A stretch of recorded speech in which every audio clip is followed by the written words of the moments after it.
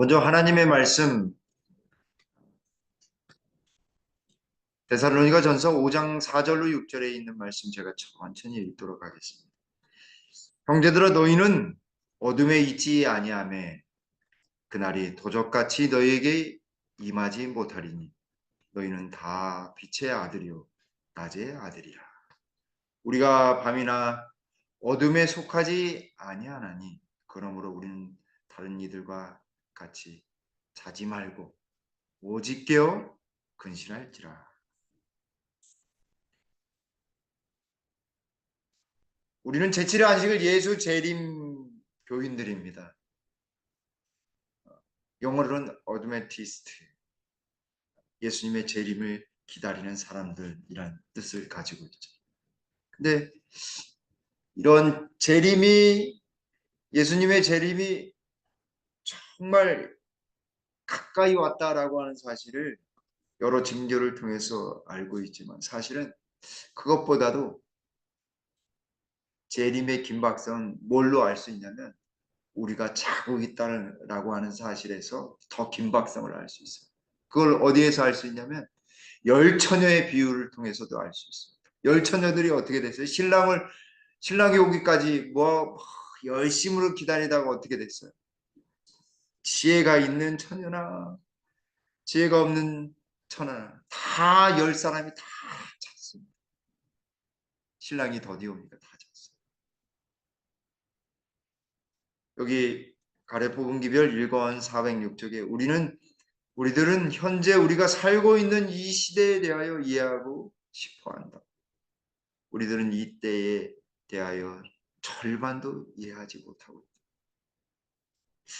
정말 우리 시대가 무엇을 준비해야 되고 어떻게 해야 될지를 선자께서도 이상을 보면서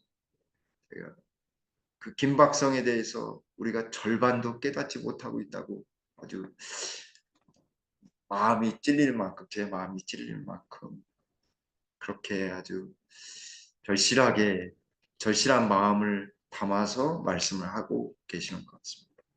나는 우리들이 대적해야 될 원수가 얼마나 두려운 존재이며 우리들이 그를 대적하기 위해 아무런 준비가 되어 있지 못함을 생각할 때 나의 심령은 몹시 떨렸다.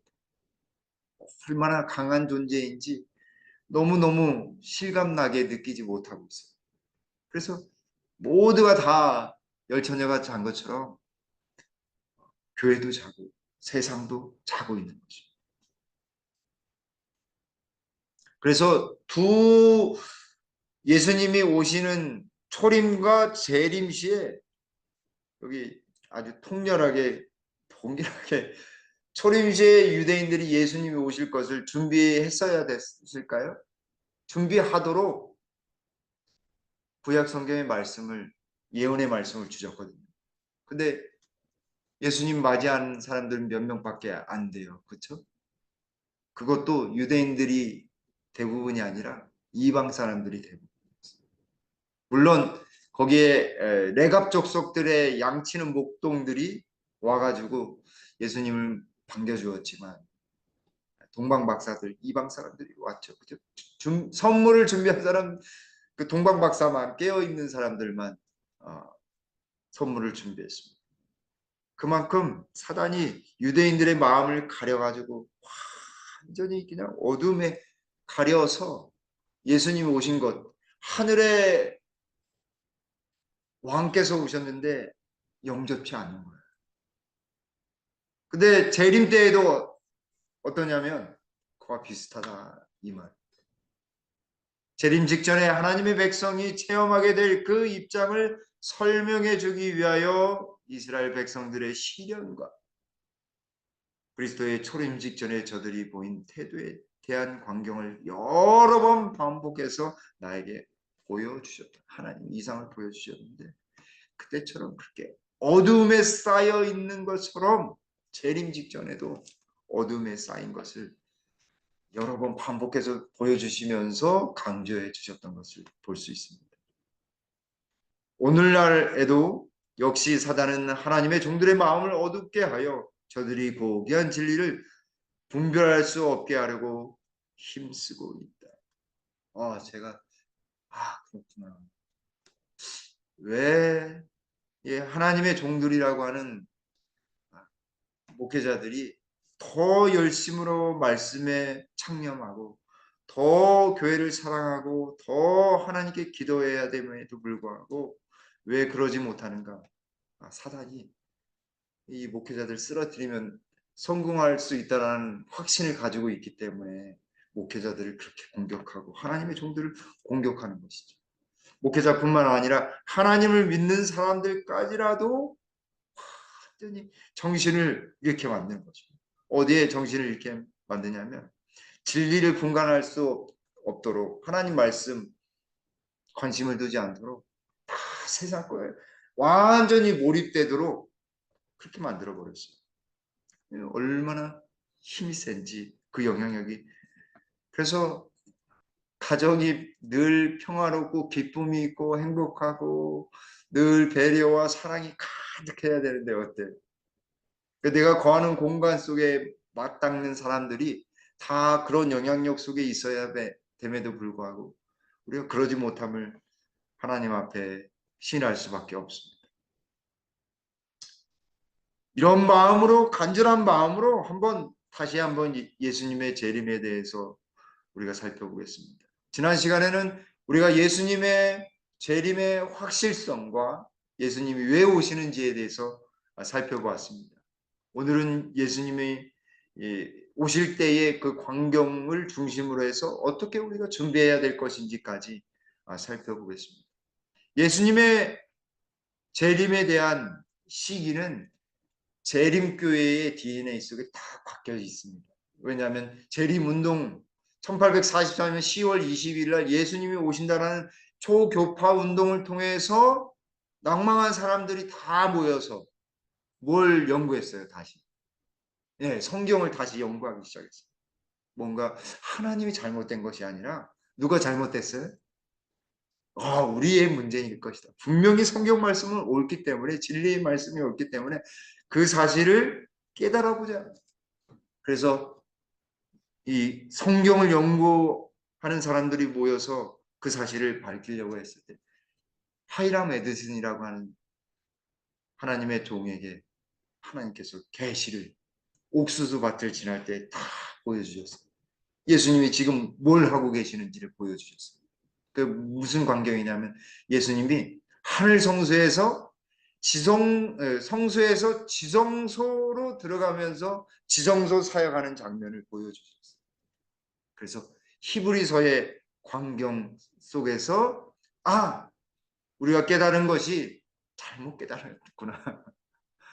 1844년 10월 22일 그 날짜는 맞았는데 그 날짜에 예수님이 재림하시는 것이 아니라 예수님께서 하늘 성소에서 성소 사역을 하시다가 지성소 사역을 하시는 것을 깨닫고서 성경을 다시 더 심층적으로 연구해 보니까 재림의 시간이 그날은 누구만 알 수밖에 없어요? 내 아버지 하나님밖에 아무도 모른다라고 하는 것입니다. 예수님도 모르세요. 왜냐하면 예수님은 오실 당사자이시기 때문에 공정해야 되잖아요. 누가 보더라도 어떤 존재라도 예수님의 재림이 인간만을 위한 것입니다라고 할 수 있는 사단의 반박도 그 반박도 다 이렇게 디펜스 하시기 위해서 반박하시기 위해서 예수님도 하나님께 맡겨놓았어요. 아버지 하나님께 맡겨놓으셨어요. 여기 마태복음 24장 36절에 그 날과 그때는 아무도 모르나니 하늘의 천사들도 아들도 모르고 오직 아버지만 아시는. 그러니까 자꾸 그 시기를 정한다라고 해서 우리 재림교회 시기파가 있었거든요. 뭔가 이렇게 2300주야 예언 말고 다른 예언을 가지고 이 다니엘서 12장에 나오는 여러 가지 2300주야 내에서 이루어질 그런 날짜들을 가지고서 자꾸 시기를 정하는, 그러니까 마음의 미움 다툼 시기가 아니라 기한을 정하는 시기파가 있었습니다. 그래서 아무도 모른다라고 하는 것입니다. 그러나 왜 모르게 하셨냐면 준비하도록. 어느 때에 오실지 모르기 때문에 준비하도록. 그래서 누구나 다 공정하고 자기의 선택한 자유의지를 통해서 선택해서 그 선택이 누구나 다 공정하도록 그렇게 만들어 놓으신 거죠. 근데 중요한 것은 그 날짜와 시기가 중요한 것이 아니라 신랑이 와서 열처녀에 비해서 신랑이 오기까지는 신랑이 언제 오나가 아주 중심이 되는 스토리인데 근데 신랑이 오니까 뭐가 중심이 됐어요?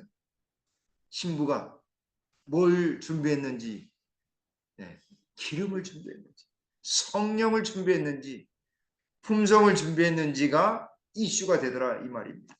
그래서 예수님께서도 여기 마태복음 24장 44절에 이러므로 너희도 뭐 하고 있으라고요?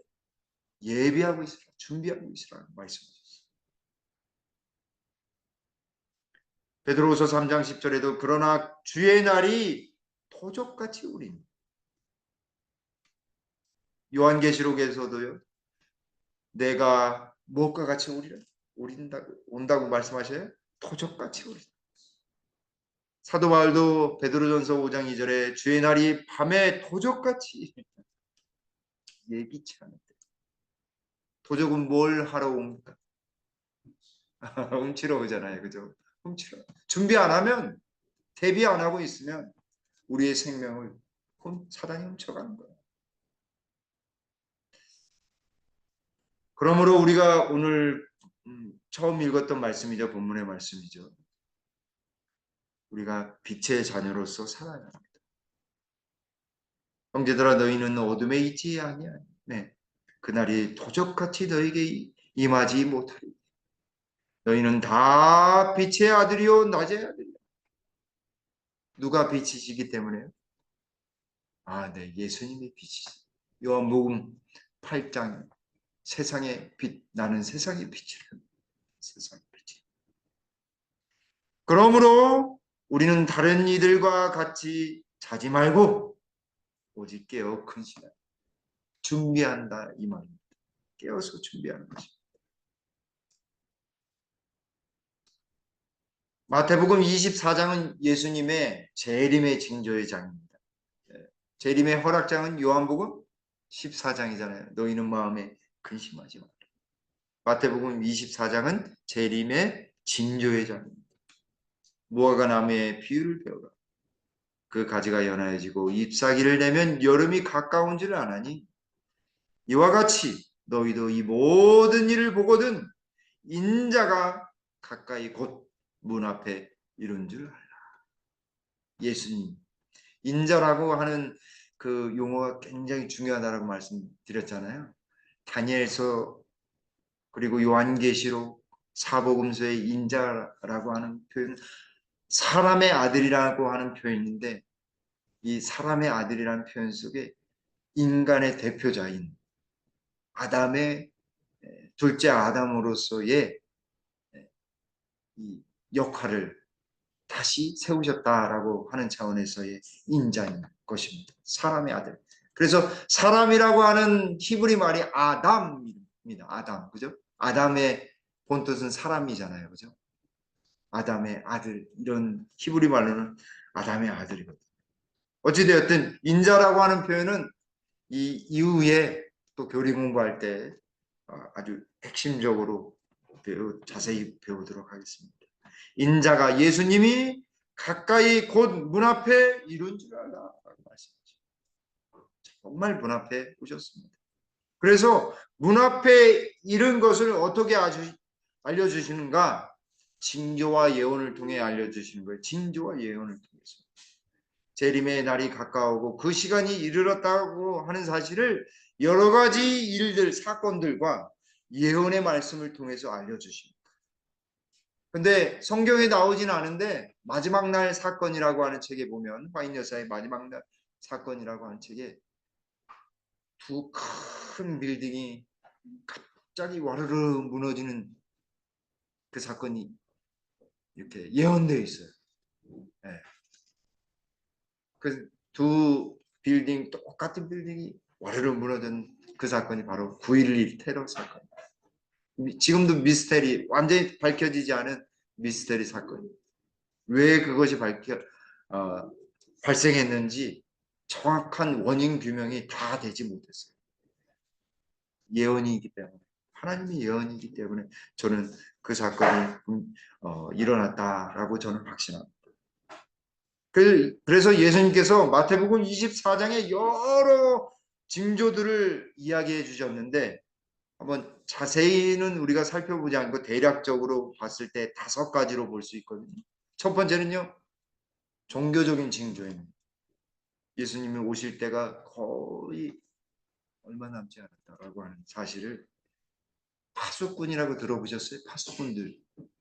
저기 과천에 있는 그분들이 교회에 와서, 교회를 신자들처럼 와서 장로 집사가 되어서 교회를 완전히 자기의 것으로 만들어버려요.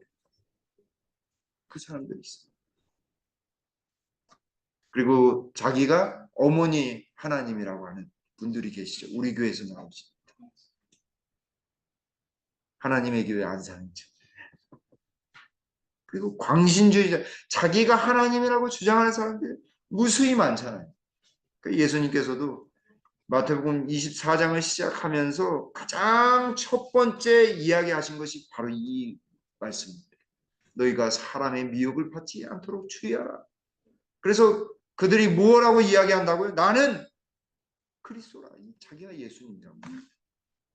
근데 성경을 제대로 배운 사람들을 보면 알 수 있죠. 예수님은, 예수 그리스도는 한국 사람이에요? 유대인이에요? 유대인이에요. 한국에서 태어나요? 어디에서 태어나요? 베들레헴, 이스라엘에서 태어나요. 예, 성경 공부 안 하면 예, 미혹되는 것입니다. 두 번째는요, 정치적으로 그리고 경제적인 이슈가 이르릅니다. 여기에는 나와 있지 않지만 21세기 들어서 전쟁이, 평화가 있을 것 같았는데 지금도 전쟁하잖아요. 그죠?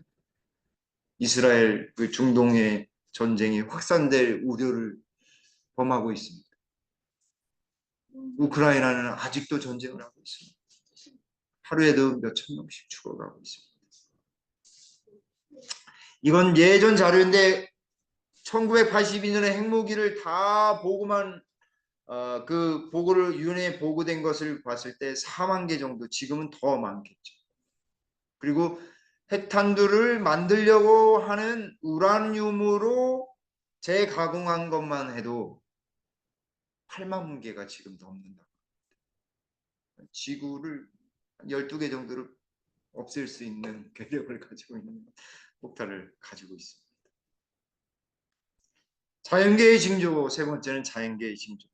예수님께서 큰 지진과 기근과 그리고 온역, 여기 온역이 아주, 이 지진, 기근, 온역 이렇게 이야기하는 이 패턴이 또 어디에 나오냐면요, 요한계시록의 7인에서 특별히 7장에서 반복이 됩니다. 그래서 마지막 나팔, 7나팔 중에 마지막 7째 나팔이 불기 전에 뭐가 나타나냐면 지진과 기근과 온역이 동일하게 나타납니다. 그래서 온역, 마지막 이제 조금 있으면 코로나19보다 더 강한 질병이 나타난다라고 하잖아요. 그게 어떠한 형태인지는 모르지만 더 여기에 있는 말씀처럼 무서운 일들이 일어날지 몰라. 인간의 탐욕에 의해서. 그리고 하늘로서 큰 징조들이 일어난다고 말했습니다. 하늘에서 펼쳐지는 징조들이 일어날 것입니다. 아직 그 광경들은 우리가 상상하지 못했잖아요. 곧 저는 그것이 뭐라고 생각하냐면 이상기후라고 생각합니다. 엘니뇨, 라니냐를 비롯한 여러 가지 기상이변들이 곳곳에서. 그래서 중국이 벌써 남쪽에는 홍수, 이래가 없는 홍수가 막 엄청나게 일어나고 있고, 위쪽으로는요, 가뭄이, 바닥이, 호수의 물들이란 물들은 다 갈라져 가지고 쩍쩍 갈라져가지고 없는 것입니다. 우리 준이 주빈이도 여기 그림처럼 준이 주빈이 이렇게 밤 남기면 준이 주빈아 아프리카에서 사는 너희들과 같은 어린이들이 하루에도 굉장히 많은 숫자가 죽는단다. 남기지 말도록 하자. 이야기하거든요. 정말 그렇습니다. 정말 그렇습니다. 예전에는 우리가 이 인구 문제가 막 너무 늘어나서 그런다고 했는데 오늘날 어떻습니까? 반대의 경우가 생겼어요. 그죠? 우리나라는 인구 절벽의 시대. 인구가 출산율이 0. 몇 명이에요. 계속 가면 갈수록 점점 줄어드는 거죠. 굉장히 심각합니다. 별거 아닌 것처럼 보이지만요. 굉장히 지금이 아주 가장 변곡점에 서 있는 아주 임계점에 다다랐다고 저는 생각이 들어요. 그때 어떤 정책을 펼치고 교회는 또 어떤 행정을 할지 굉장히 중요한 변곡점에 서 있다라고 생각이 듭니다. 뭐 오존층 파괴라든지 기후변화는 벌써 말씀을 드렸고요. 네 번째는 사회적인 징조예요. 부도덕, 성적인 타락, 마약, 매춘, 가정 파괴. 그래서 여기 예수님께서 노아의 시대를 빗대어서 마태복음 24장 37절로 39절 노아의 때와 같이 인자의 임함도 그러하리라. 홍수 전에 노아가 방주에 들어가던 날까지 사람들이 먹고 마시고 장가들고 시집가고 있으면서 홍수가 나서 저희를 다 멸하기까지 깨닫지 못해. 인자의 임함도 이와 같으니 저희가 다 어떻게 했다고요? 깨닫지 못한다.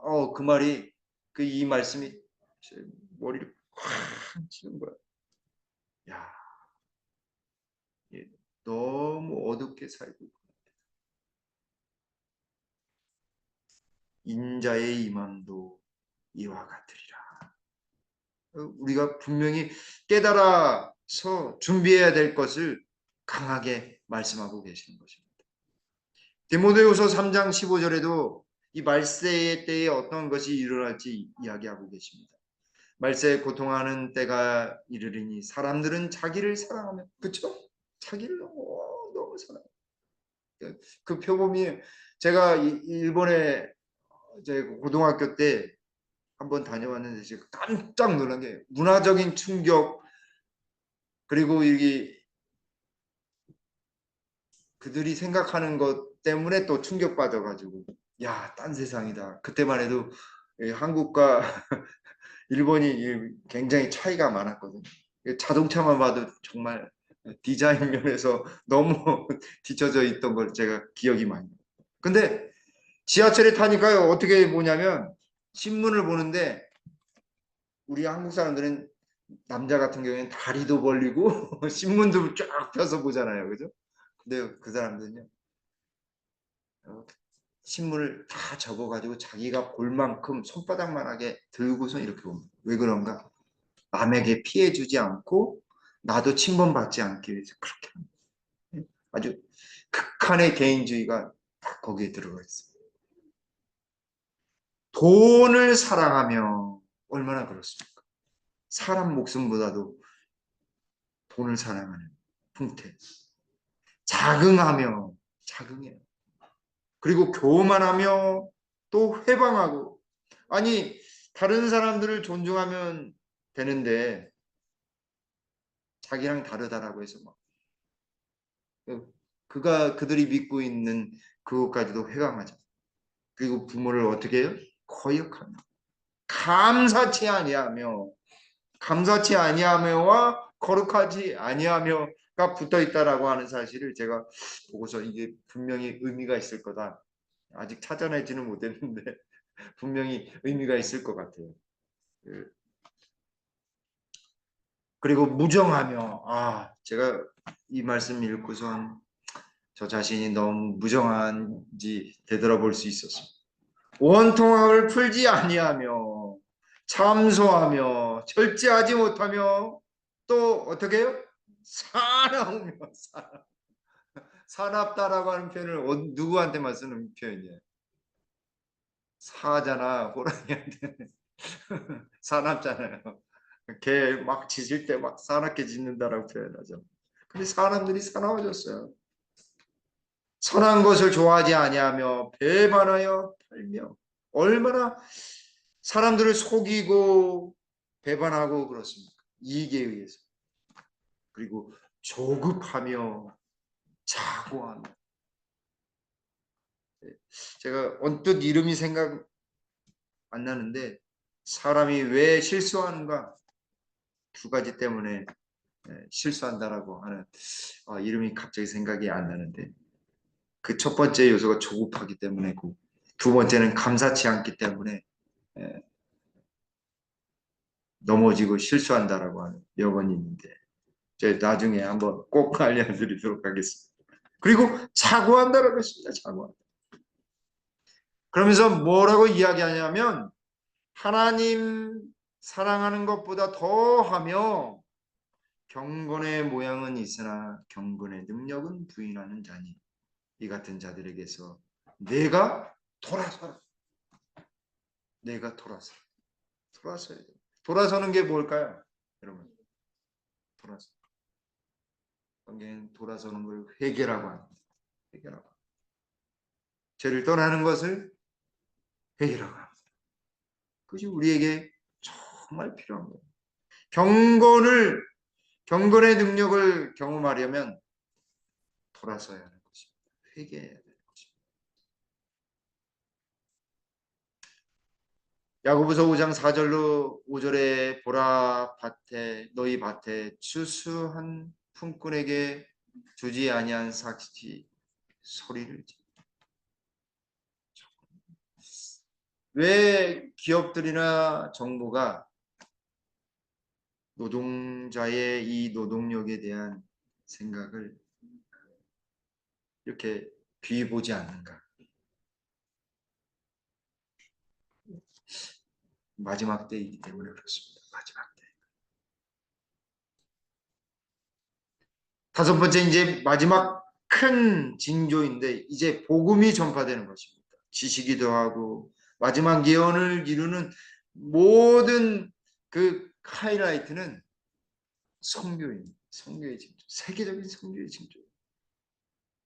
예수님께서 마태복음 24장 14절에 이 천국 복음이 모든 민족에게 증거되기 위하여 온 세상에 전파되리니 그제야 끝이 오리라 말씀하셨어요. 천국 복음이 전파됩니다. 모든 민족, 나라, 방언, 모든 족속들한테 다 해야 됩니다. 그래서 마지막 이 여러 가지 징조들 가운데 우리가 뭘 통해서 알 수 있는가? 이런 사실들을 예언의 말씀을 통해서 알 수 있습니다. 그래서 마지막 시대로 갈수록 다니엘서와 요한계시록을 연구하라고 말씀하셨습니다. 그래서 다니엘서와 요한계시록을 꼭 한번 우리가 살펴봐야 하는 것입니다. 그러면 우리는 어떻게 재림을 준비해야 될까요? 첫 번째, 성결한 생활을 통해서. 여기 요한일서 3장 2절로 3절에 사랑하는 자들아 우리가 지금은 하나님의 자녀라. 하나님의 자녀처럼 깨끗하고 자기를 산소망 가운데 깨어 있어서 깨끗하게 자기가 아까 어떻게 하라고 했어요? 딱 돌아서라고 했죠. 죄로부터 돌아서는. 주를 향하여 이 소망을 가진 자마다 그의 깨끗하심과 같이 자기를 깨끗하게 하느니라. 두 번째는 경건의 연습입니다.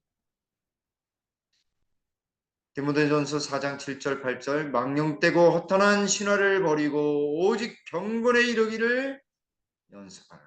매일매일 연습해야 돼요. 한 번 갖고 하는 거예요. 일생에.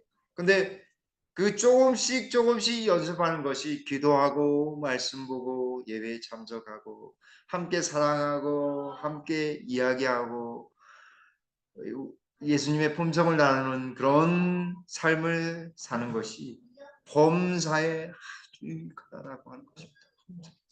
범사는 모든 일들 속에 자질구레한 일들 속에 하다못해 쓰레기 하나 버리는 것도 경건을 연습하는 거라고 저는 확신합니다. 여기 우리 주변에 여기 통로만 해도요.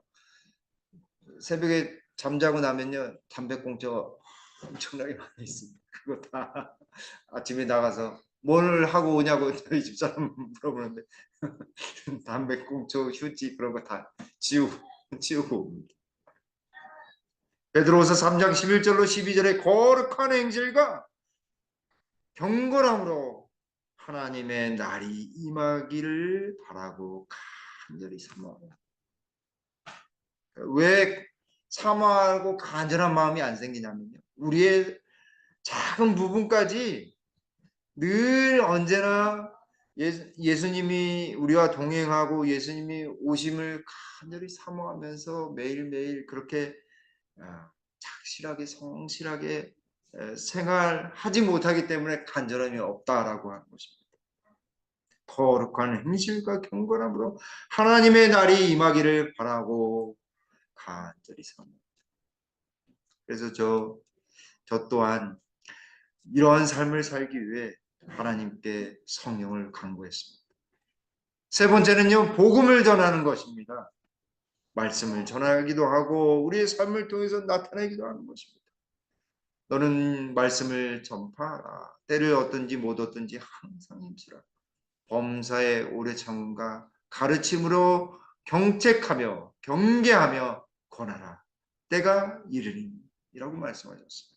여기 있는 말씀을 자세히 살펴보면 말씀을 그냥 전도지 줄고 말씀을 우리가 하는 것도 전도이지만 오래 참는 것, 가르쳐주는 것, 우리의 삶으로 가르쳐주고 경책해주고 권면해주고 타이르고 하는 것도 어때요? 복음을 전하는 것입니다. 이게 돼야 돼요. 왜냐하면 사랑을 전하는 것이 예수님의 마음으로 하는 것이기 때문에 복음을 전하는 것입니다. 사실 이게 먼저 되어야지만 복음이 들어갈 수 있어요. 그러나 너는 모든 일에 근신하여 고난을 받으며 전도인의 일을 하며 내 직무를 다 최선을 다하는 것입니다. 네 번째는 사랑을 실천하는 것입니다. 그런데 제가 이 말씀을 준비하면서 마지막 시대의 가장 큰 우리에게 가장 큰 징조가 무엇일까? 그거는 저는 이 12절에 있는 말씀 불법이 성함으로 많은 사람의 무엇이 식어진다고? 사랑이 식어진다. 근데 이 사랑은 누구의 사랑일까요? 예수님의 사랑일 것입니다. 예수님의 십자가의 사랑. 분명합니다. 왜냐하면 13절에 그러나 끝까지 견디는 자는 무엇을 얻는다라고 이야기했기 때문에 구원, 예수님의 사랑 때문에 구원받잖아요. 분명합니다. 요한일서 13장 34절 35절에 새 계명을 너희에게 주노니 서로 사랑하라. 내가 너희를 사랑하는 것 같이 너희도 서로 사랑하라. 너희도 서로 사랑하라. 예수님께서도 말씀하신 거죠. 예수님 말씀하셨어요. 이러므로 하나님의 자녀들과 마귀의 자녀들이 나타나는 마지막 시대에 하나님의 자녀도 나타나고 마귀의 자녀들도 나타납니다. 네, 무릇 의를 행치 아니하는 자나 또는 그 형제를 사랑치 아니하는 자는 하나님께 속하지 아니하느니라. 형제를 사랑하지 아니하면 하나님께 속하지 않았다고 말씀합니다. 왜 그럴까요? 하나님은 요한일서 4장 8절에 하나님은 사랑이시라. 하나님은 사랑이시기 때문에 그렇습니다. 요한일서 4장 17절에 이로써 사랑이 우리에게 온전히 이룬 것은 우리로 심판날에 담대함을 가지게 하려 함이니. 담대하게 온전히 서려면 우리 마음 가운데 뭐가 충만해야 되겠습니까? 예수님의 사랑이 충만해야 합니다. 히브리서 10장 23절로 25절에 또 약속하신 이는 미쁘시니 우리가 믿는 도리에 숨어 움직이지 말며 굳게 잡고 서로 돌보아 사랑과 선행을 격려하며 라고 말씀. 마지막 시대에 우리가 꼭 해야 될 일이 바로 서로 사랑하고 돌보고 선행하는 일. 예수님의 마음. 오직 권하여 그날이 가까움을 볼수록 더욱 그리하자. 예수님께서 분명히 오실 것입니다. 예수님 정말 분명히 오실 거예요. 가장 엄숙한 시대를 우리는 살아가고 있어요. 그러면 어떻게 우리가 살아가야 될 것인가? 하나님을 온전히 경외하며 그분의 율법을 사랑하고 모든 사람들 앞에서 하나님 앞에 우리 자신을 겸비케 하면서 또 통회하는 마음으로 죄악을 고백하는, 그래서 예수님 앞에 온전히 서는 사람이 되어야 하는 것입니다. 하나님을 발견하기 위해 우리는 개인적으로 열렬하게 주님을 찾으며 하나님의 말씀과 기도로서 비신처를 찾아야 한다. 우리는 이 일을 우리의 첫째 과업으로 삼아야 한다. 라고 증언보감 1권 333쪽에 말씀하고 계십니다. 마지막 분명한 간절한 마음 갖기 위해서는 우리가 날마다 열렬하게 우리 주님을 찾으며 말씀과 기도로 온전히 주님 앞에서는 우리 모두가 되어서 마지막 재림시에 우리 모두가 예수님을 얼굴과 얼굴로 만나는 우리 모두가 되길 간절히 바라면서 말씀을 드리겠습니다. 네. 아버지 하나님, 우리가 예수님의 재림을 믿고 전하는 백성으로서 온전히 재림을 준비하는 그런 삶 살 수 있도록 성령의 큰 능력을 우리에게 부어 주시옵소서. 날마다 죄로부터 돌아서며 하나님이 원하시는 정결한 생활, 경건한 삶, 거룩한 삶, 감사하는 삶 살아가도록 주님 능력 베풀어 주시옵소서. 우리 특별히 김포교회 편찮으신 분들이 많이 계십니다. 한 분 한 분 기억해 주셔서 온전한 치유가 있도록 하나님 역사에 주시옵소서. 저희의 삶 속에 날마다 저희와 동행하시는 그 예수님을 온전히 경험하며 살아가도록 성령으로 이끌어 주시옵소서. 돌아가는 발걸음도 주의 귀한 천사가 안전하게 보살펴 주시옵게 우리 구주 예수님의 이름으로 간절히 기도 올리옵나이다. 아멘.